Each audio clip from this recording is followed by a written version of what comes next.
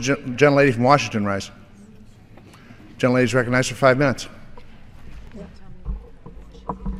All right, thank you, Mr. Speaker. And I rise in support of this legislation, the underlying legislation unamended, because it's going to protect and grow jobs, both in my region and across the country.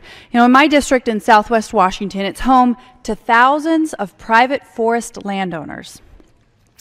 Whether it's a family farm or private business, such as Weyerhaeuser, which is one of our region's largest businesses and employers, we have pulp mills, paper mills, and an emerging biomass industry.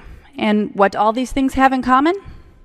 They all provide tens of thousands of jobs, good family wage jobs, to the folks in my region. And they're all part of the forest products industry that has long been the cornerstone of Southwest Washington's economy. You know, and if we don't pass this underlying bill unamended, they will all shed those thousands of jobs in Southwest Washington. How many are we talking about? Well, a recent study shows that about 18% of those jobs would be lost.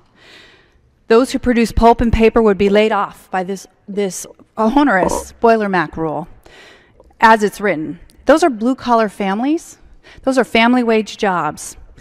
They're the ones that would pay the price for this if we do not act now to protect the environment where jobs can grow. You know, the ripple effects in related industries in our region and across the country would be an additional 87,000 jobs lost if we do not act and pass this bill.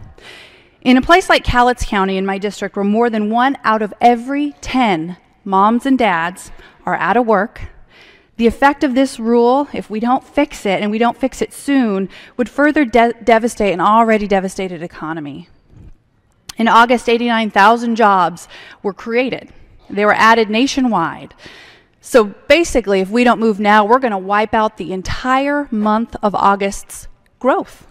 That's going to put our economy backwards, not forwards. And make no mistake, Mr. Speaker, that's one thing the current majority in the House is about. It's creating jobs for the men and women at home to make sure they can provide for their families and their kids' college education, their health care, so on and so forth. It's the American dream. Let's pass this bipartisan piece of legislation today without this amendment. It won't add to the deficit, and it's going to preserve those jobs. For those folks who are struggling in my home region, Southwest Washington, and across the country. Let's give the EPA the time it's requested to rewrite the rule in a common sense way. You know, the great thing about this is our environment and our economy, they don't have to be mutually exclusive, which is why we're taking a balanced approach to changing this rule. It's why I am assuming that's part of the reason the EPA wants more time to rewrite it, because they've had the feedback.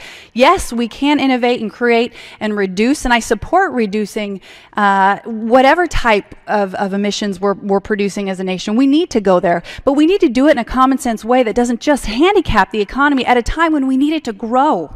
So let's give the EPA that time that they've requested.